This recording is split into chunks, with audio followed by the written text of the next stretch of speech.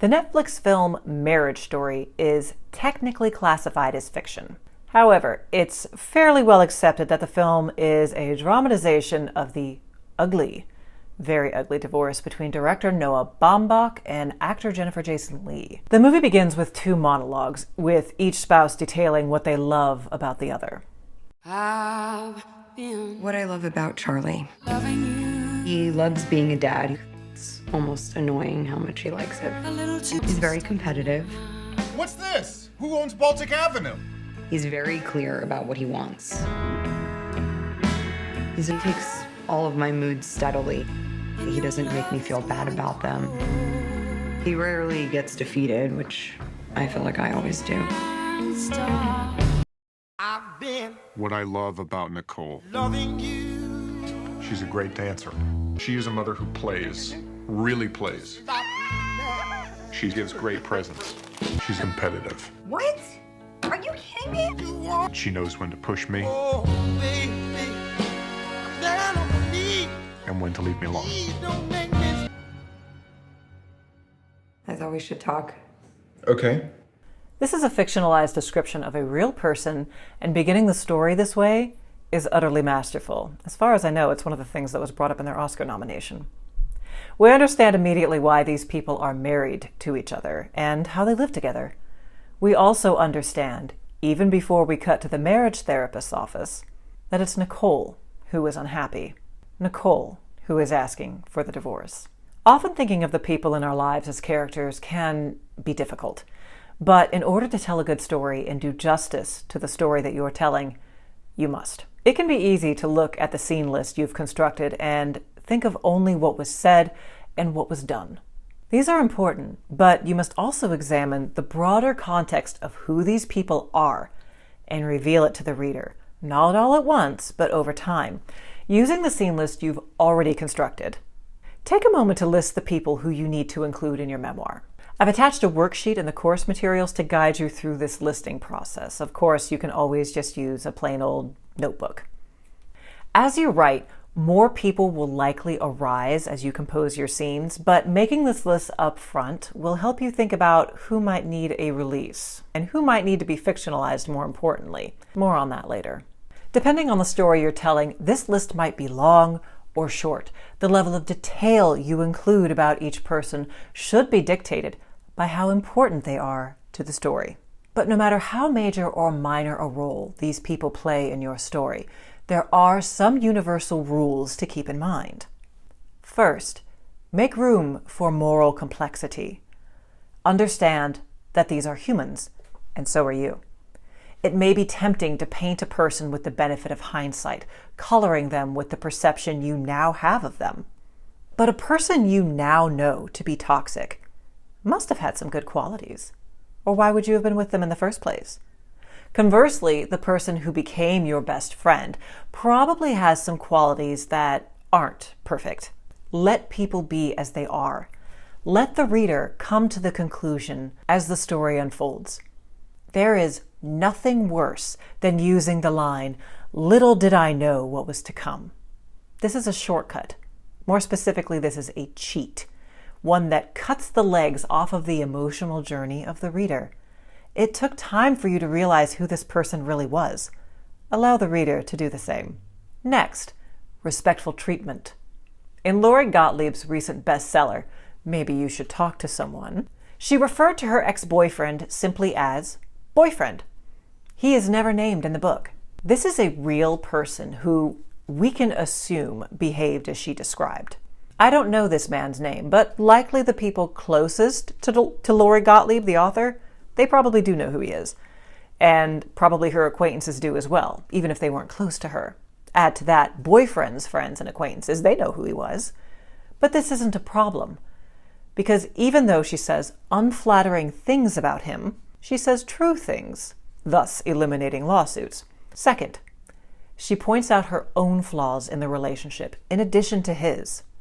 Thirdly, by not using his real name, or any name at all, she's shielded him from random internet edgy boys who would leave nasty comments on his Twitter feed. Being respectful of the people featured in your book doesn't mean fudging the truth or hiding the bad behavior of the person. It only means extending some grace and allowing strangers to view them in their true light, versus with your own slanted perception, whether good or bad. But what about those who don't deserve respectful treatment and may very well feel litigious after reading your very truthful book? This is where fictionalized and amalgamated characters come in. No matter your subject matter, there will likely be at least one person whose identity that you're going to need to obscure. Maybe it's because you don't want to get sued, or maybe it's to protect someone's privacy. Both Kathryn Bigelow's Zero Dark 30 and HBO's Chernobyl miniseries made use of amalgamated characters, which is taking the real actions, dialogue, and behaviors of many people and compressing them into a single fictional character. This is a valuable tool any memoirist can use to tell the truth of a situation without exposing people. In addition to sparing feelings and protecting reputations, this tactic also makes for a clean and clear reading experience.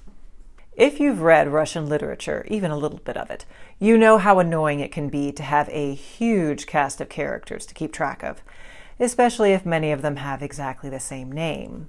Even if you're not concerned about lawsuits or hurting feelings, it may be worth amalgamating some characters.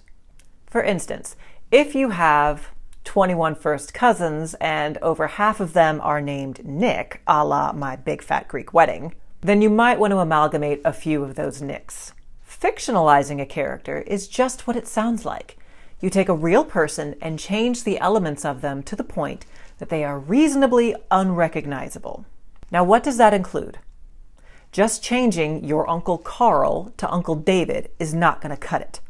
It means extracting their actions and behavior that are important to your story and assigning them to an invented, entirely fictional person or several fictional people. Let's go back to Julie, who we met in the first lesson, and we'll see how she can fictionalize a character in her book.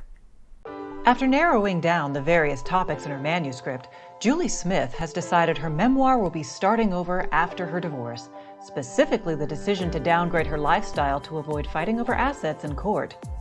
Out of respect for her ex, the father of her children, she has given him an alias. Of course, anyone who knows her will know him, so she's not really fictionalizing him. The person she needs to fictionalize is the woman her ex had an affair with.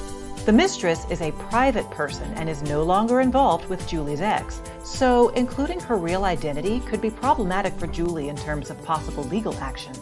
Additionally, it could cause trouble for her ex, who met the mistress while teaching her in a college class. So what details are important to include in Julie's story? First, the mistress was 19 at the time the affair began, which hurt Julie's self-esteem terribly. Being a mother in her 40s, Julie's sense of self-worth was damaged by being cheated on with a younger woman. Next, Julie's ex spent lavishly on the mistress, taking money away from their household, including their special needs child. Lastly, early in the divorce, the mistress attempted to create a motherly relationship with Julie's children, which caused conflict and emotional turmoil.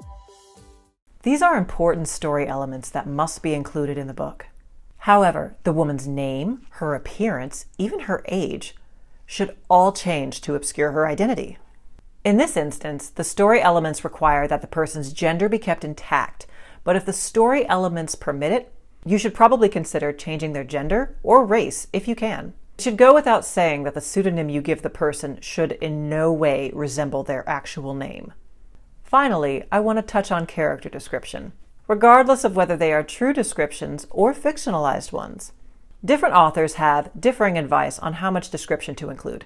This is because, as readers, we all have our own preferences. For me, I prefer minimal description: skin tone, sex, overall build, and hairstyle.